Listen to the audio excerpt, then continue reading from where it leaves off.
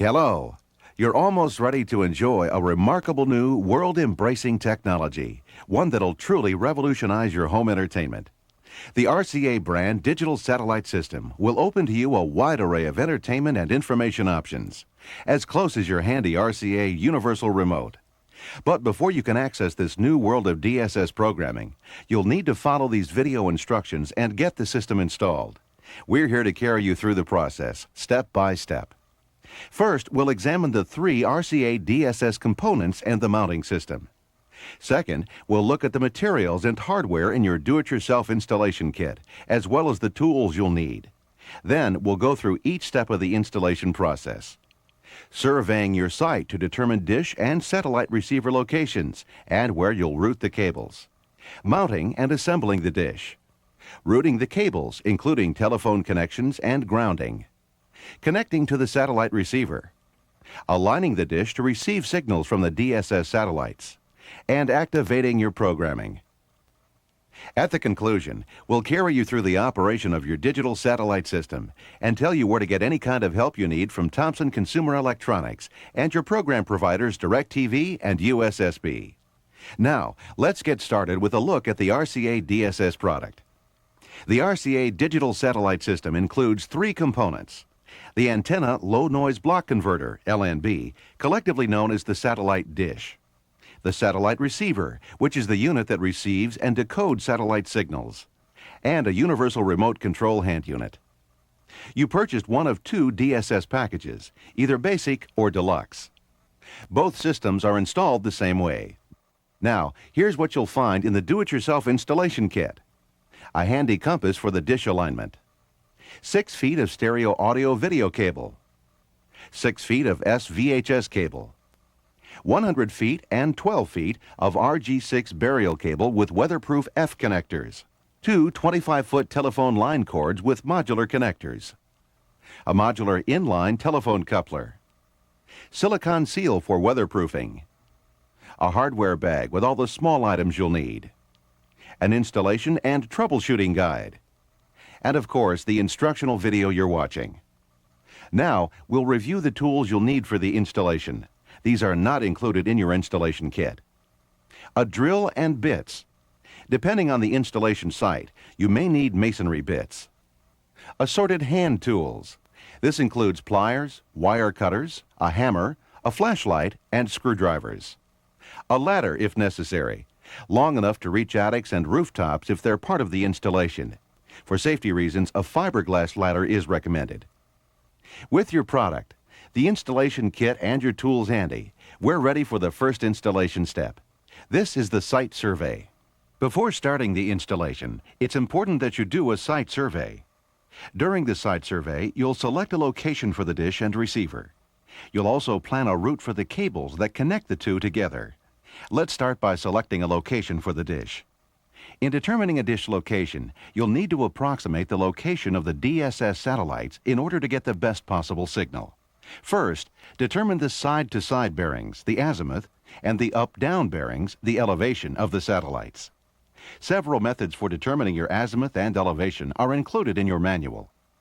These bearings will change for different locations across the U.S. That's because the DSS satellites are in geostationary orbit above the equator in the 101-degree west longitude slot. As the installation site moves north, the elevation of the dish lowers to point at the satellites.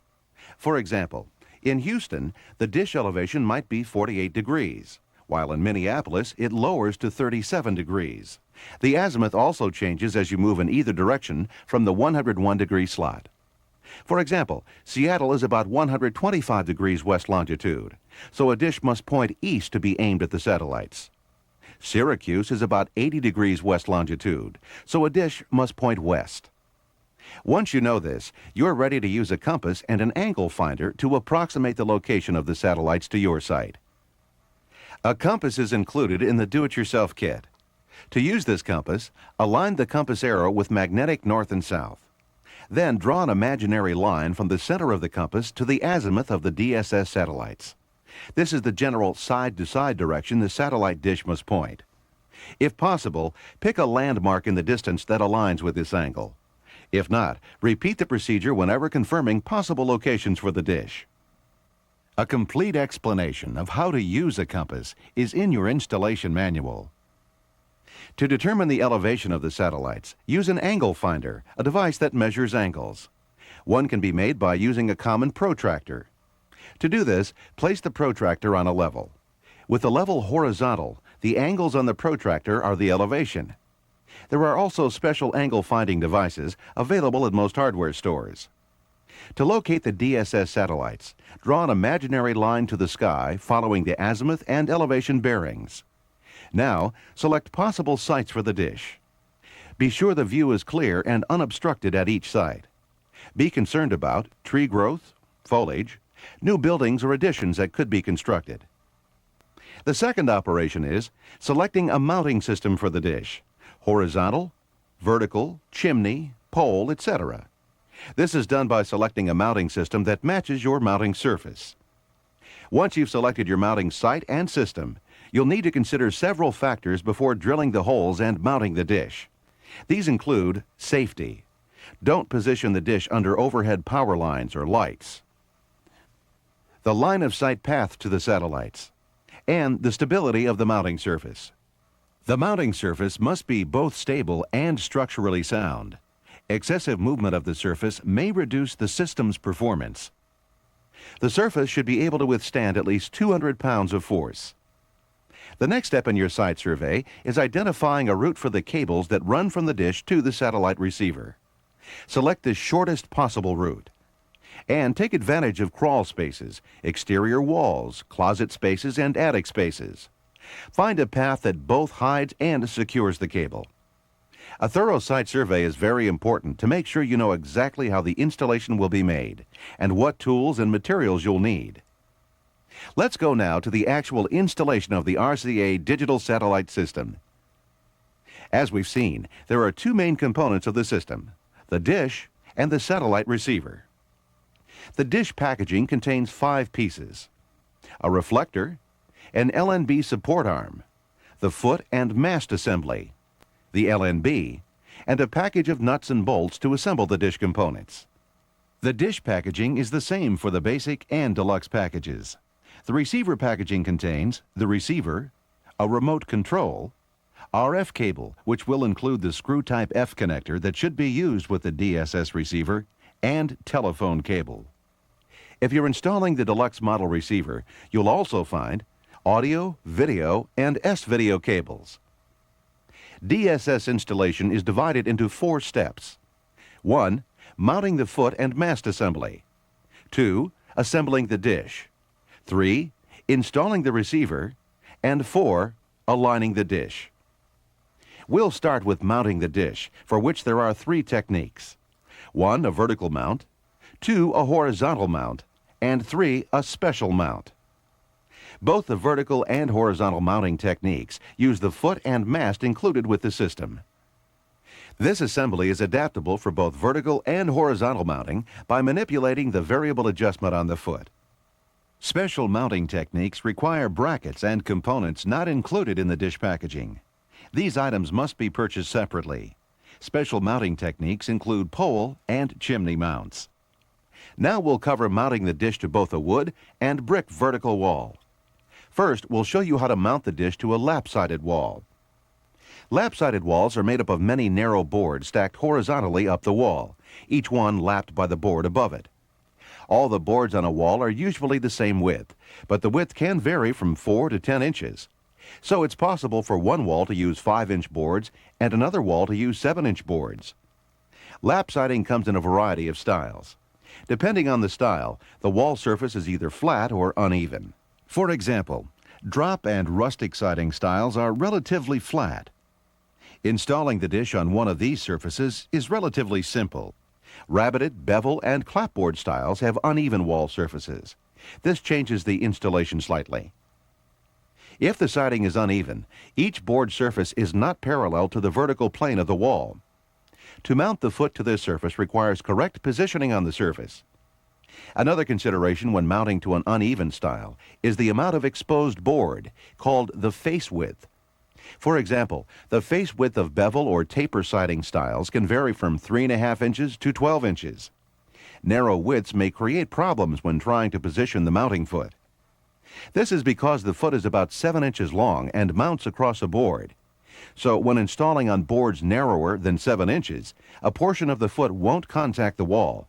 This can reduce the strength of the installation. If you must install the mounting foot on a narrow face-width board, you may choose to install a spacer, which will keep the foot securely fastened to the wall and improve the overall look of the installation. Material for the spacer can be wood or plastic and must be soft enough to have holes drilled into it. Lap siding can be made of many materials, ranging from solid wood to aluminum. Never mount the dish on any type of aluminum or vinyl siding. We also don't recommend mounting on any type of composite material, such as strand board, chipboard, fiber board, particle board, or stucco. Solid wood, of course, is excellent.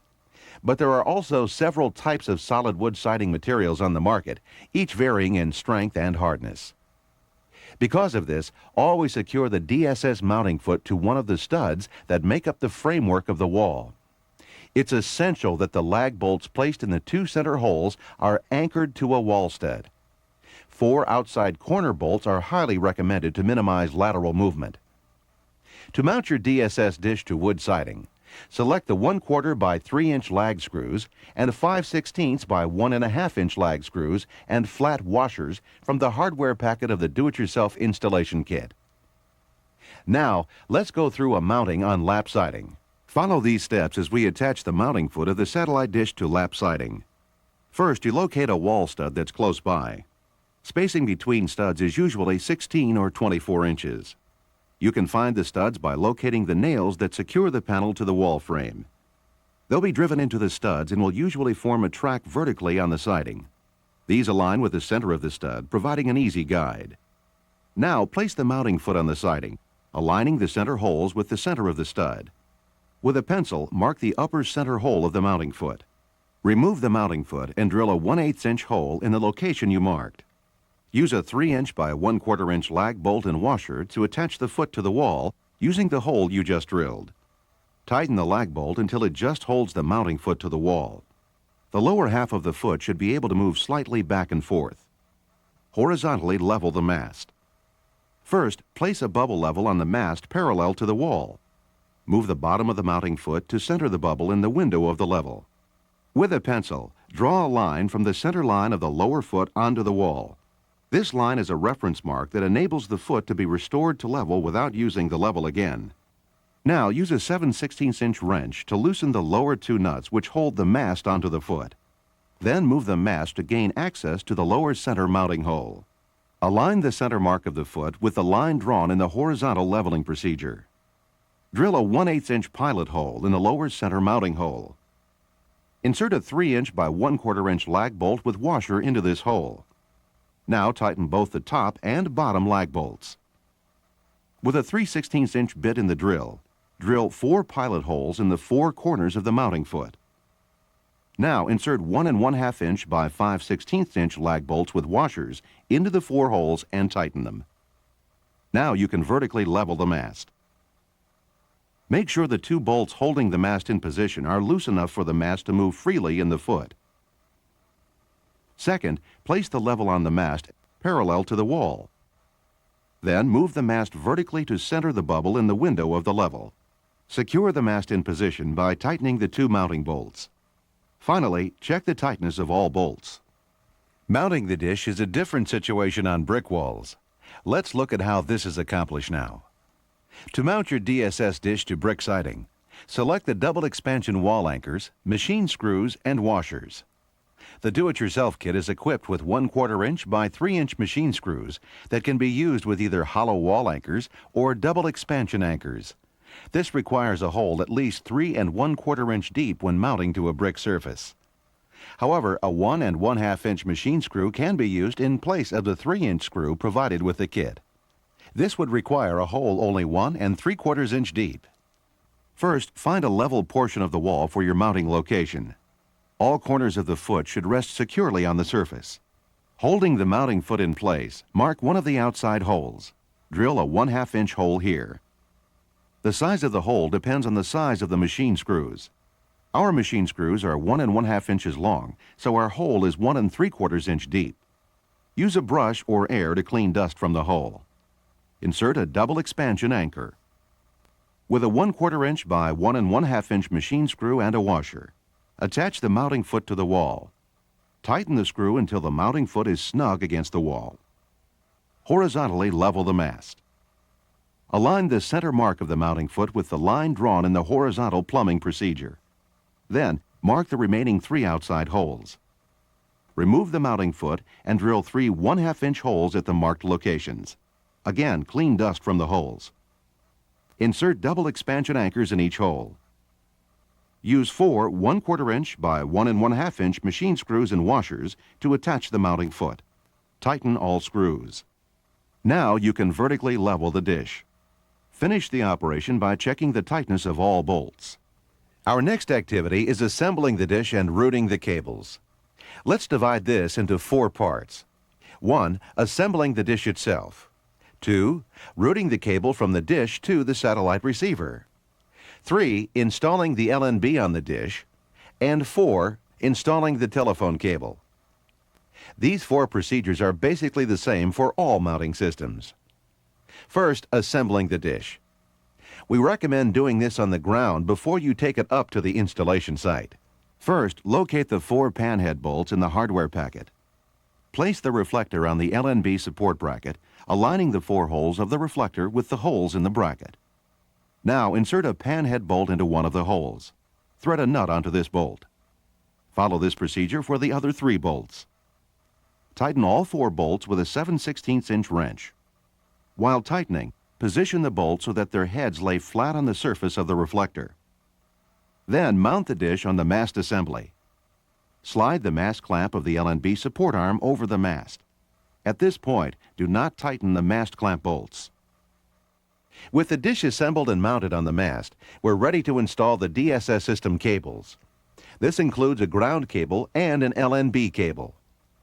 The LNB cable runs from the LNB to a ground block and then to the satellite receiver.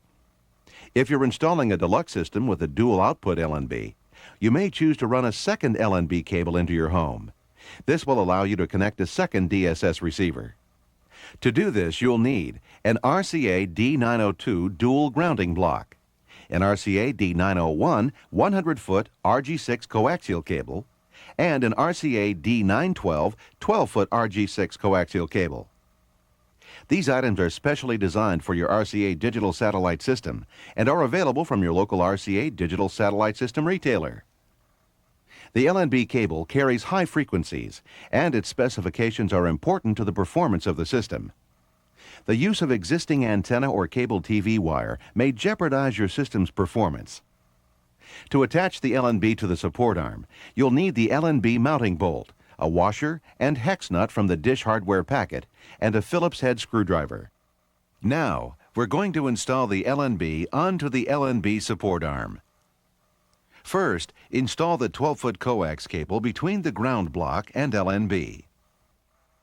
Route the LNB cable through the mast and LNB support arm to the LNB.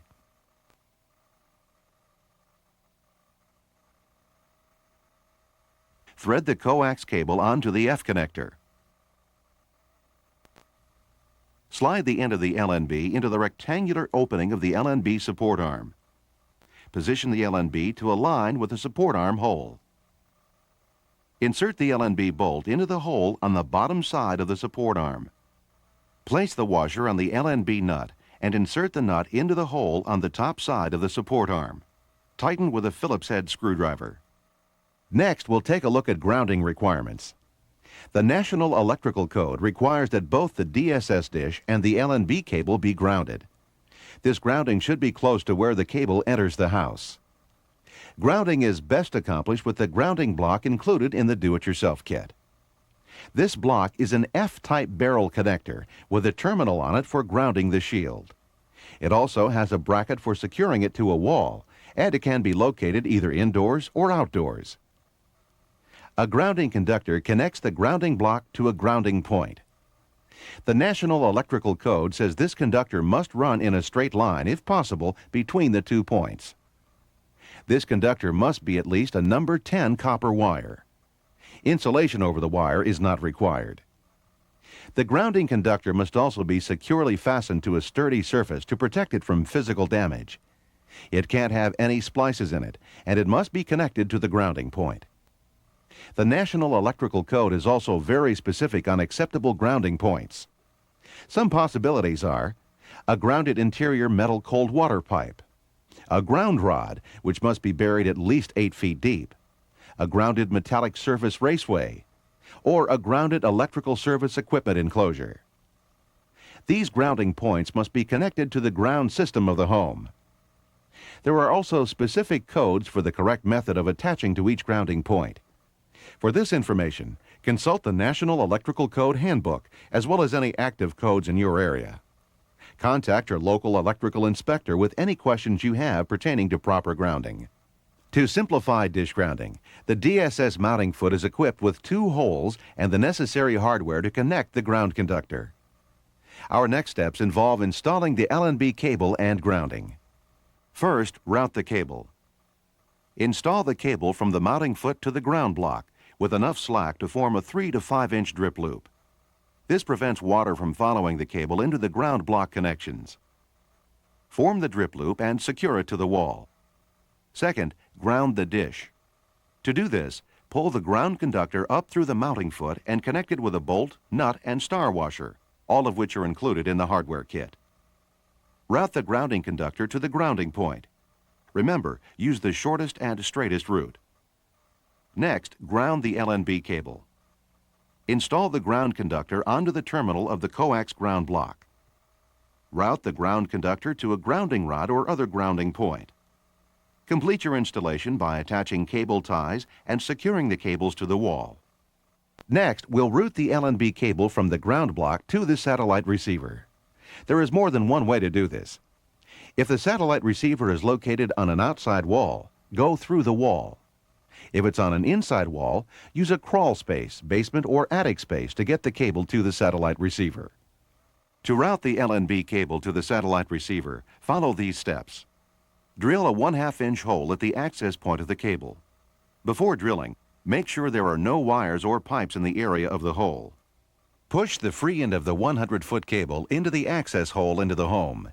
Leave enough cable outside the home to make a 3 to 5 inch drip loop and connect to the ground block. Form the drip loop. Connect one end of the cable to the grounding block. Secure the cable to the wall.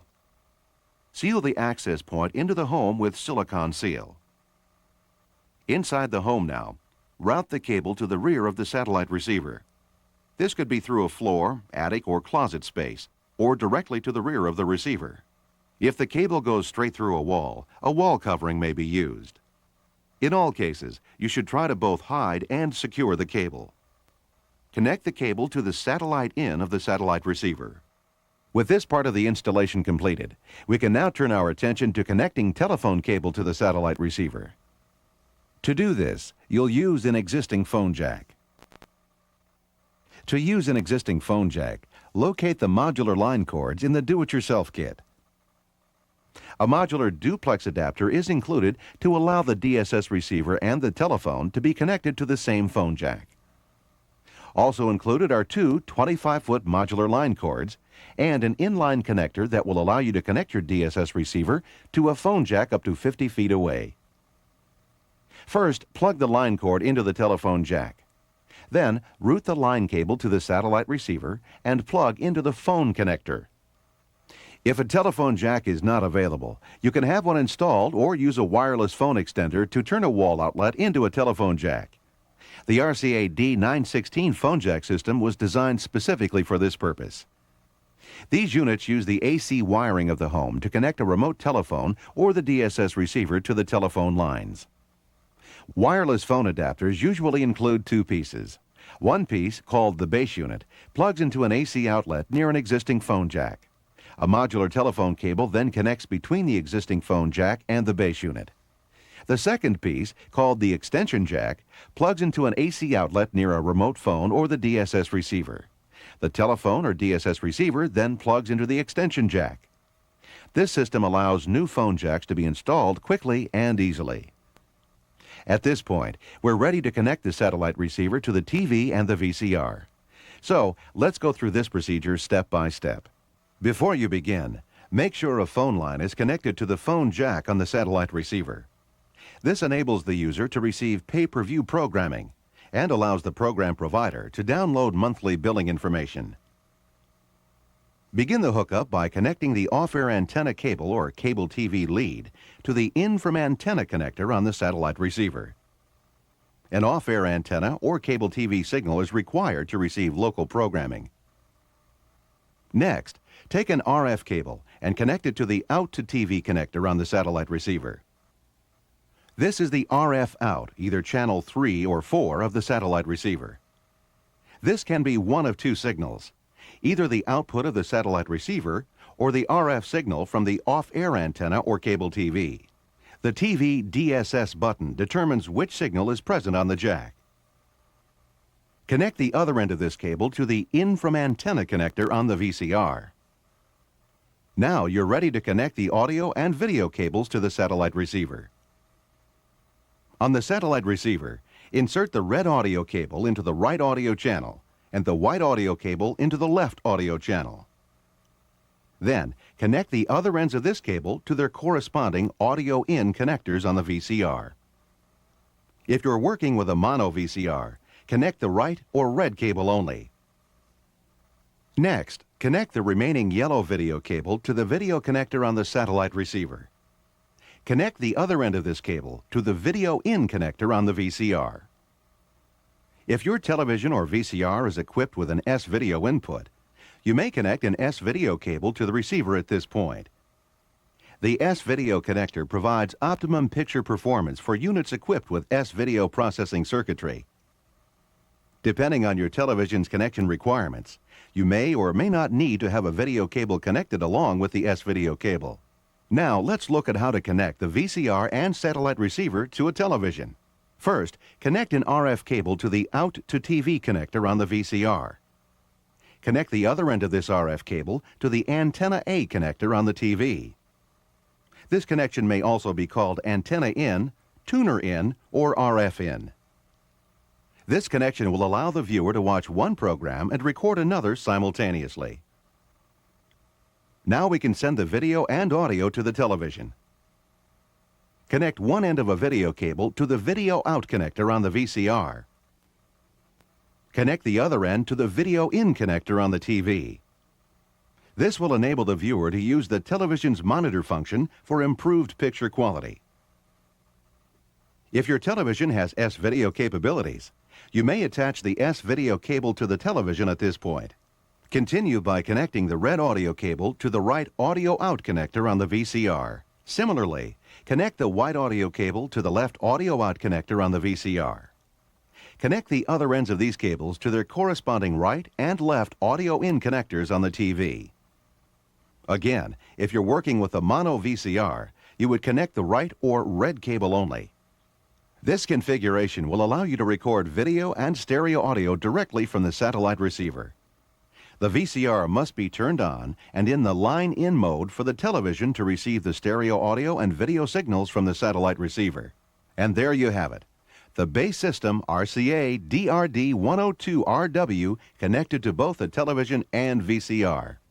The RCA DRD203RW advanced system connects in the same manner as the base system.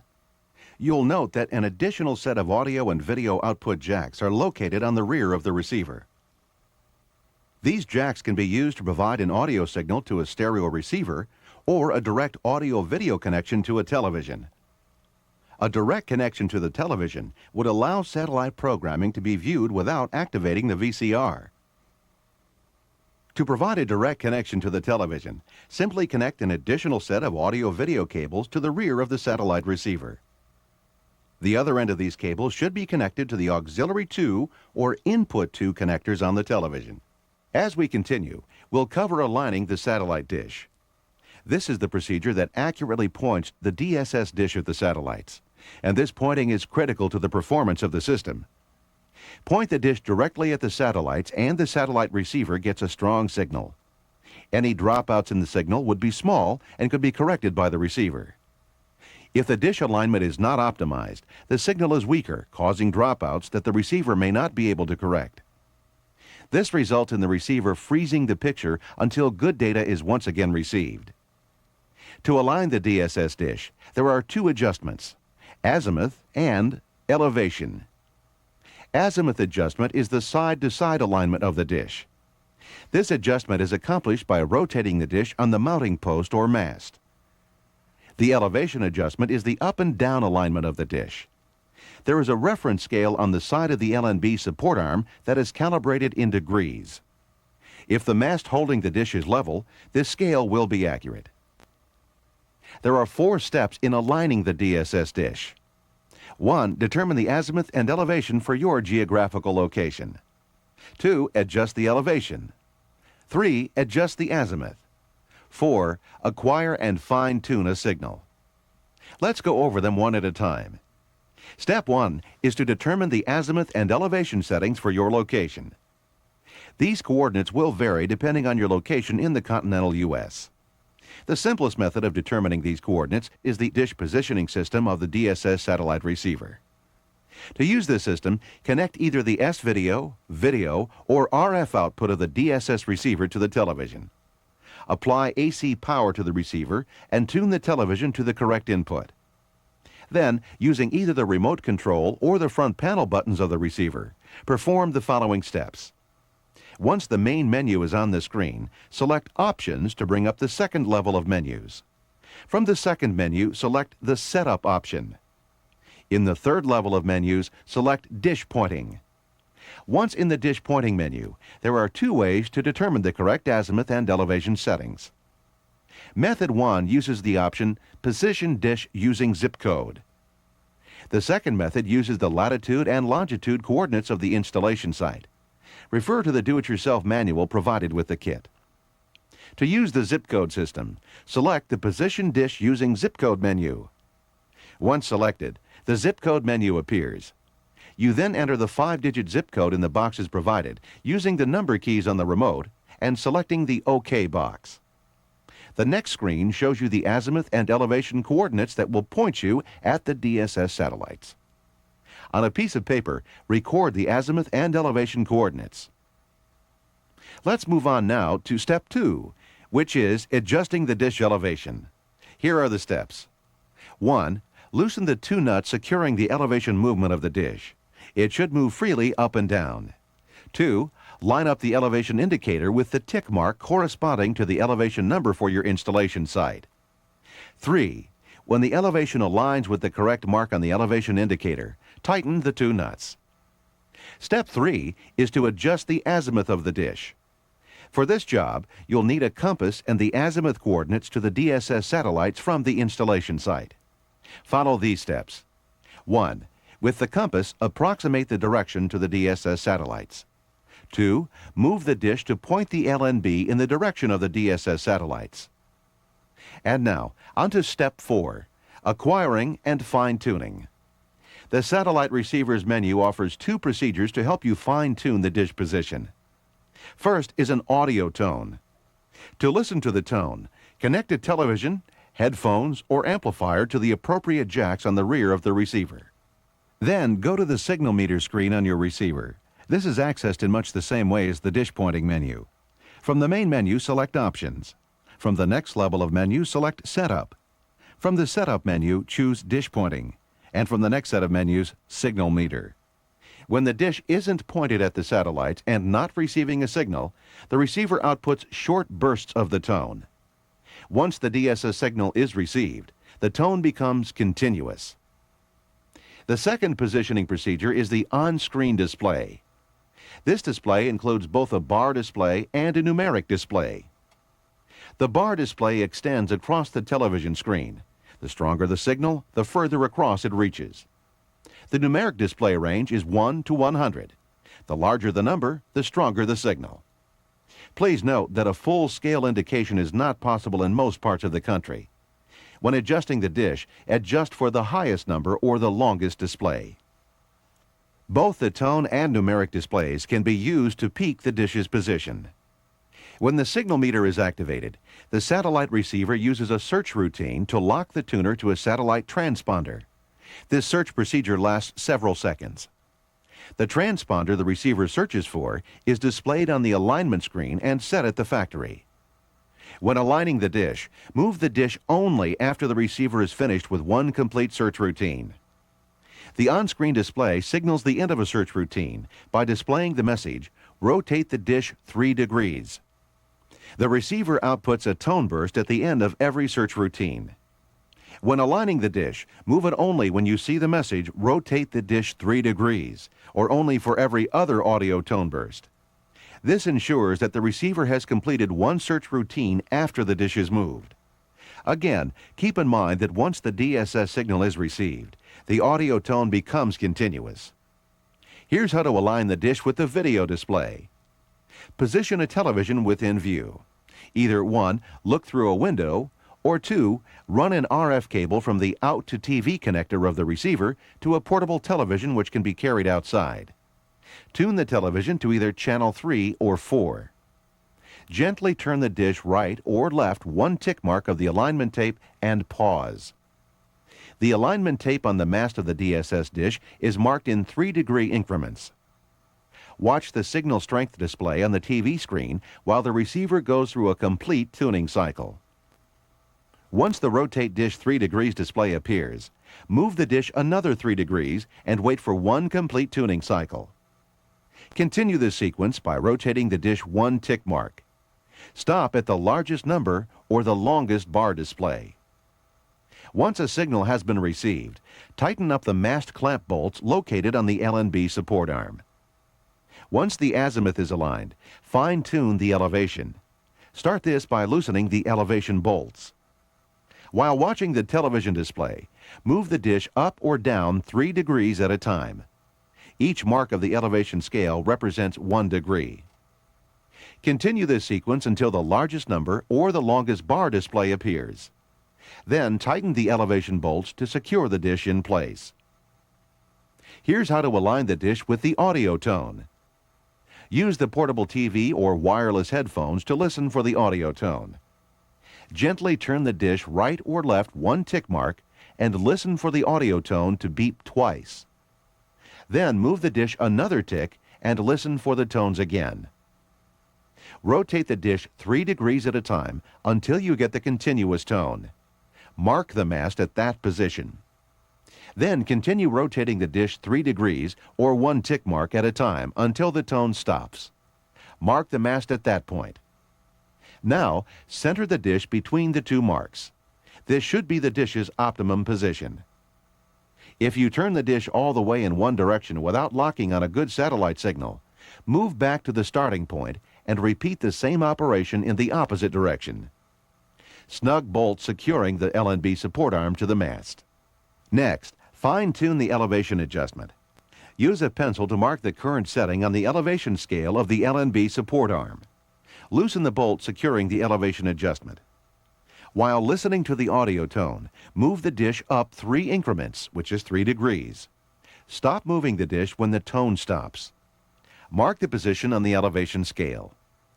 Lower the dish to the original location mark.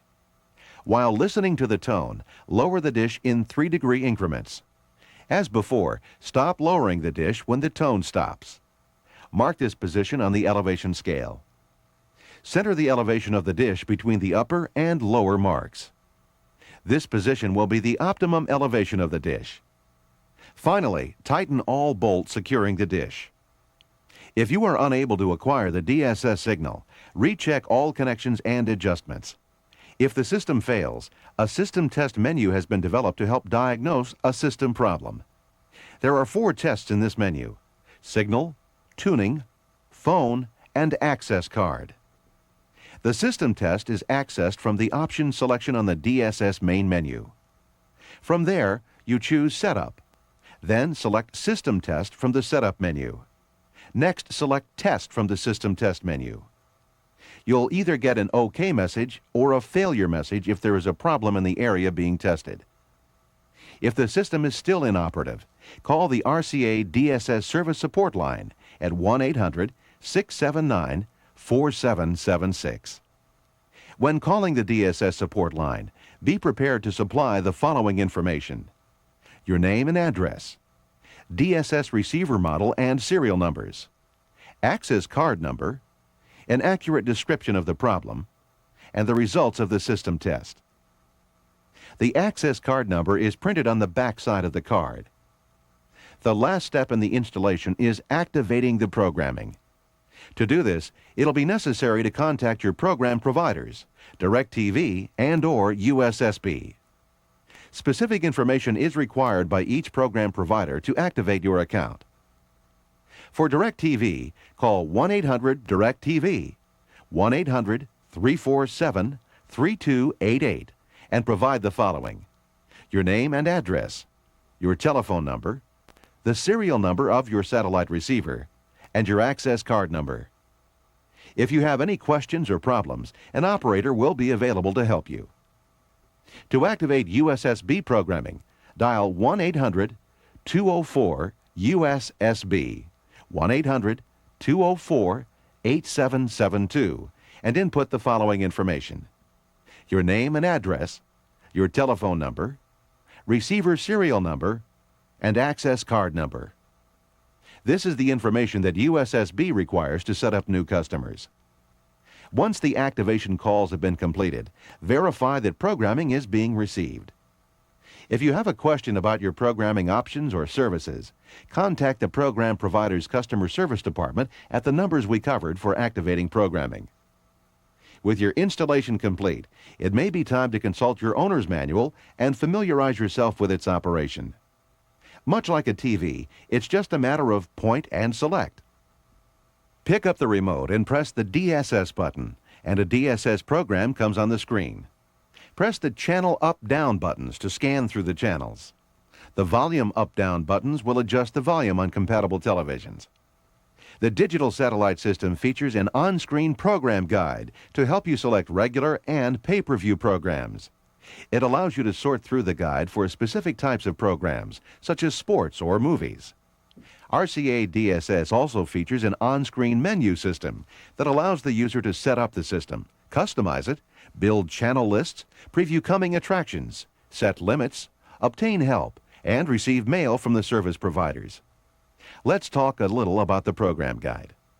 The rule again is point and select. Also remember, at any time, the clear button returns you to programming with one push. You can get to the program guide by pressing the Guide button on the remote, or by pressing Menu on the remote and selecting Program Guide. Point to items on the screen by pressing the arrow keys on the remote or the front panel of the DSS receiver. The highlighting block moves every time you press an arrow. Press the Select button to tune in to a program. Selecting a future program will give you program details. Choosing a pay-per-view event will give you a second screen which prompts you to either receive information, buy the program, or return to the program guide. There are other features of the program guide. Channel number keys allow the user to point to a channel in the guide quickly by entering the channel number with the number keys.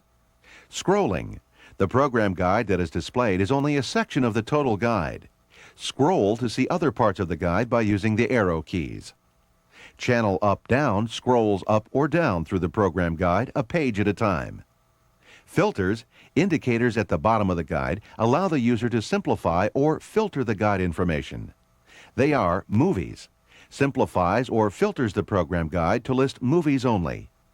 After selecting movies, choose Theme to filter the guide even further and list specific types of movies, such as comedies or action-adventure. Sports filters the program guide to list sports programs only. After selecting sports, choose Theme to list specific sports, such as football, basketball, or soccer. Other filters the guide to list certain types of programs, such as news, sitcoms, or home shopping programs. All resets the program guide to show all available channels and listings. Next, we'll review the menu system. Just like the program guide, the same rule applies when using the menu system. Do you remember the rule? Sure you do. Point and select. There are basically two parts to the menu system. One, menus, and two, display screens.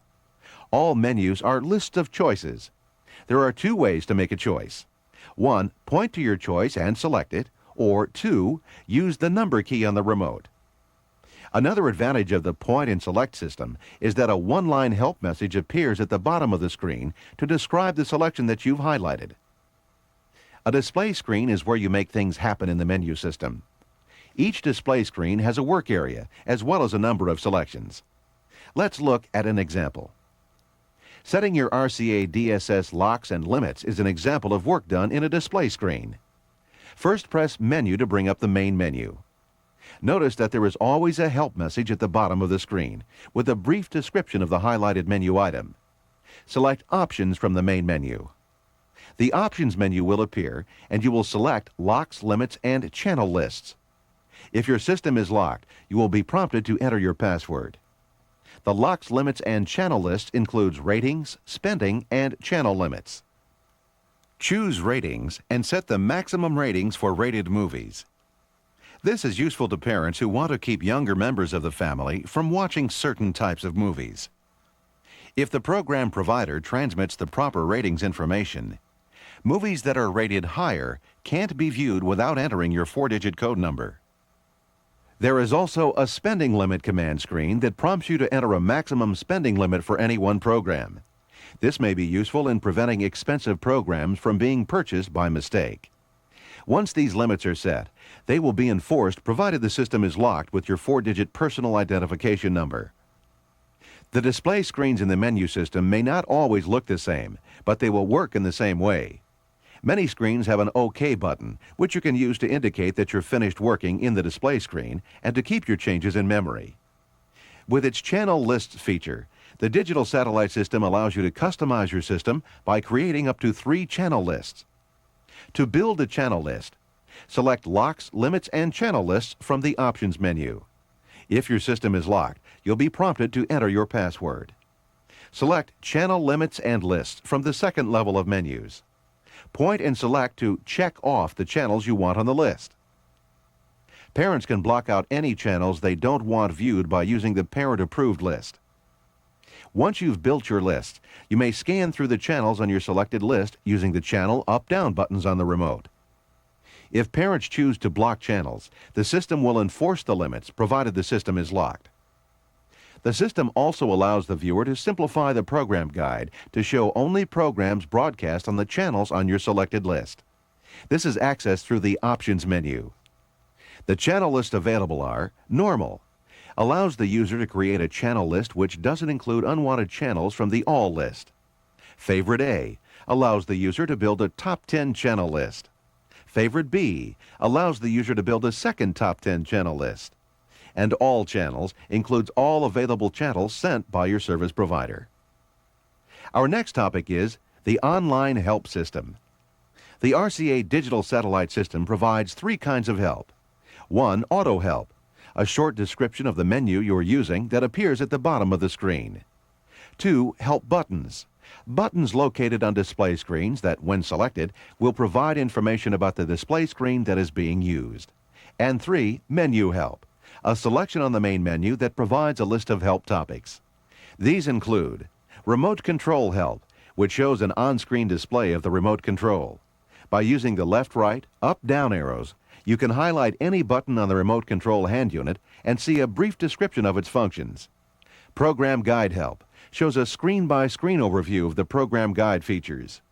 Menu System Help gives a screen-by-screen overview of the DSS menu system. Program Type Help provides information on the 3 types of programming available on your digital satellite system. These include free, subscription, and pay-per-view.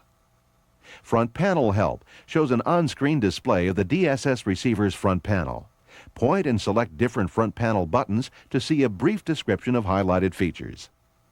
Back Panel Help shows an on-screen display of the satellite receiver back panel. Point and select to see a brief description of the highlighted features. Glossary shows a list of common DSS and TV terms. Use the up-down arrow buttons to point to glossary items and see brief descriptions. There are still other major RCA DSS operating features. Let's review. Pay-per-view events, programs that you purchase on an individual basis from your service providers. They can be found in the program guide. You can purchase them in 3 ways. By tuning to a program while scanning the channel list, by selecting a pay-per-view event in the program guide, or by selecting a coming attraction from the Attractions menu. The Attractions menu is a listing of upcoming programming that's not listed in the program guide. If you select a pay-per-view event, a display screen with program details comes up. A second screen will prompt you to receive information, buy the program, or return to the program guide. The RCA Digital Satellite System allows the user to confirm purchases before authorizing them, provides the option to cancel them, and the opportunity to review them. Once a program is purchased, the information is stored within the receiver. Then, once a month, it's sent to the billing service through your phone line. The DSS mailbox shows messages that are sent from the service provider regarding birthday or holiday greetings, upcoming programs, or other programming instructions. When you have mail, the power button on the front of the receiver flashes. Also, the channel marker displays an icon that tells you mail has been sent. There are other features accessible from the main menu. Alternate audio. This allows the user to select different audio programs to be played with the video. For example, foreign language audio may be available for certain programs. The audio can be changed by selecting alternate audio from the main menu or by pressing the Alt-Aud alternate audio button on the remote. 8 audio settings are available. These are the basic operating features of the RCA Digital Satellite System. But this isn't all to consider. Just as we don't live in a perfect world, problems can occur. The RCA DSS warranty covers any defect in materials or workmanship. How long is the warranty in effect? 90 days for labor charges, 1 year for parts. During the first 90 days, Thompson will exchange the defective portion of the system with either a new unit or a refurbished one. This is Thompson's option. What happens after 90 days but within a year after purchase? Again, Thompson will exchange the defective portion with a new or refurbished unit. You would be billed a flat labor charge to replace a defective satellite receiver. Labor costs for removal and reinstallation of any equipment are your responsibility. The RCA DSS service support line will assist you in obtaining warranty service. The number is 1-800-679-4776. The RCA DSS Owner's Manual includes additional information on how to obtain a replacement unit under different circumstances, as well as a complete list of what the DSS warranty does not cover. Though your warranty will not be affected, you are encouraged to complete and mail the product registration card, which is packed with the DSS receiver. This makes it easier for Thompson to contact you should it ever be necessary. The RCA Digital Satellite System is the real leading edge in home entertainment. It's a system that gives you the widest variety of information and entertainment programming right at your fingertips.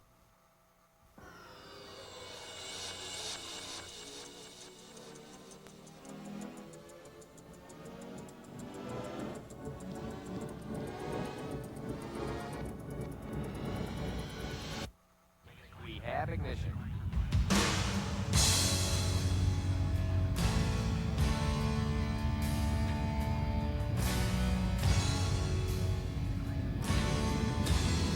We have liftoff.